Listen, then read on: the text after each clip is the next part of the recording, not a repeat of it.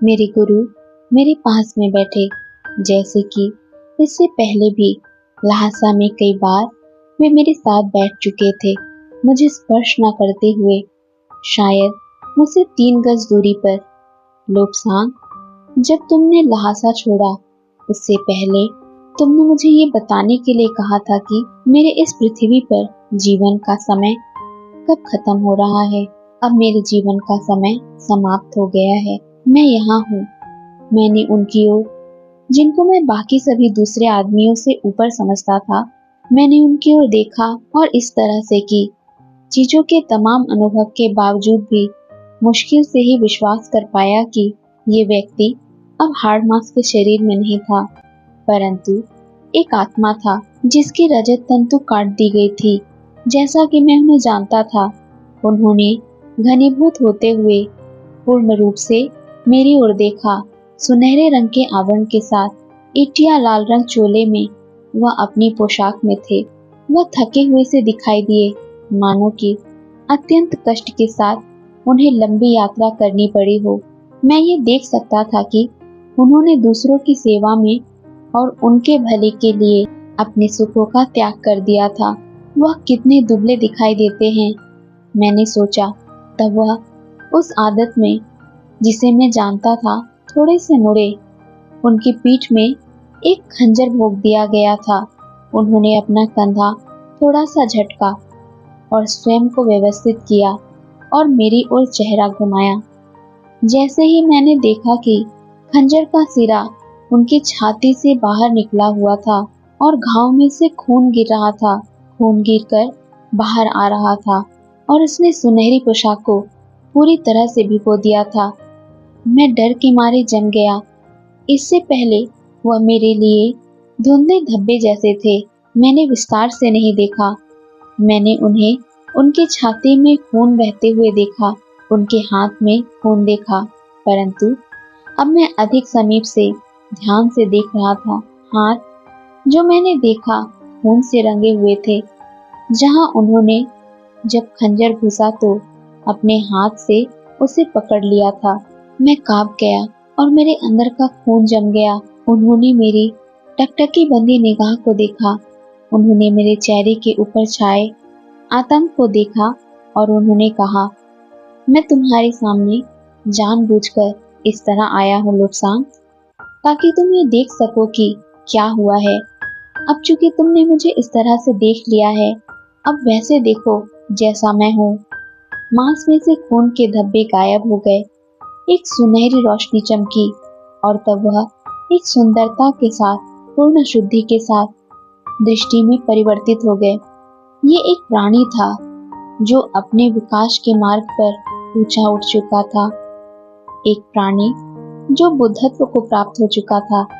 तब इतने स्पष्ट जितने की मंदिर की घंटियां, उनकी आवाज मेरे पास पहुंची, शायद मेरे भौतिक कानों की ओर नहीं, परंतु मेरे अंतरात्मा की ओर। सुंदरता की एक आवाज, अनुराग भरी, शक्ति से भरपूर, जीवन से, बृहद जीवन से भरपूर। मेरे पास समय कम है लोबसांग, मैं शीघ्र ही अपने पद पर जाऊंगा, क्योंकि वहां वे लोग हैं जो मेरी प्रतीक्षा कर रहे हैं। परंतु तुम, मेरे मित्र, तमाम साहसिक कार्यों में मेरे साथी, तुम्हें प्रसन्न करने, तुम्हें आश्वासन देने और ये कहने के लिए मुझे सबसे पहले तुम्हारे पास आना था। विदाई। कुछ समय के लिए मैं तुमसे फिर कहता हूँ, तुम्हारा पथ कठिन होगा, खतरनाक होगा और लंबा होगा, परंतु इस सब के बावजूद, पश्चिम के लोगों के पूरे विरोध और ईर्ष्या के बावजूद भी अंत में तुम सफल होगे। लंबे समय तक हम बातें करते रहे उन चीजों के लिए जो हमारे बीच में अभिन्न थी। मैं गर्म और आनंद की स्थिति में था। रिक्त स्थान गर्मी के किसी दोपहर से भी ज्यादा, तीव्र धूप से भी अधिक चमक के साथ सुनहरी चमक से भर चुका था। मैं सच्चे प्यार से भरा हुआ था। तभी अचानक मेरे शिक्षक, मेरे प्रिय लामा मिंगया डोंडू अपने पैरों पर खड़े हुए, परंतु उनके पैर जमीन के स्पर्श में नहीं थे। उन्होंने अपने हाथों को मेरे सिर के ऊपर फहराया और अपना आशीर्वाद दिया और उन्होंने कहा, मैं हमेशा तुम्हारी निगरानी करूंगा लोब्सांग, तुम्हारी उतनी मदद करूंगा जितनी मैं कर सकता हूँ, परंतु पथ कठिन है, झटके तमाम लगेंगे और आज भी जब ये दिन समाप्त होगा तुम्हें एक और धक्का लगेगा। झेलो लोब्सांग, झेलो, जैसे तुम पिछले जन्म में झेलते रहे हो। मेरा आशीर्वाद तुम्हारे साथ है। मैंने अपनी आंखों को उठाया और मेरी आंखों के सामने देखते ही देखते वे हल्के पड़ गए और चले गए। सुनहरा प्रकाश समाप्त हो गया और अब बिल्कुल नहीं था और रात का अंधेरा दौड़ता हुआ आया और हवा ठंडी हो गई। सिर के ऊपर बादल गुस्से में उत्पात मचाते हुए दौड़ लगाने लगे। रात के छोटे छोटे प्राणी छटपटाने और भाग दौड़ करने लगे। एक छोटे प्राणी की बड़े प्राणी का शिकार होने की एक आतंक भरी चीख गूंजी जो उसके अंतिम सांस के साथ थी। एक क्षण के लिए मैं स्तब्ध रह गया और मैं अपने संपूर्ण प्रशिक्षण के बाद भी थोड़े समय के लिए मैं आदमी नहीं बचा था। तब मुझे अपने अंदर वो प्यारी आवाज एक बार फिर दोबारा सुनाई दी, प्रसन्न रहो मेरे लोब्सांग, प्रसन्न रहो, क्योंकि ये आखिरी समय नहीं है, क्योंकि वह सब जिसके लिए हम लड़ते रहे मूल्यवान है, ये अंत नहीं है।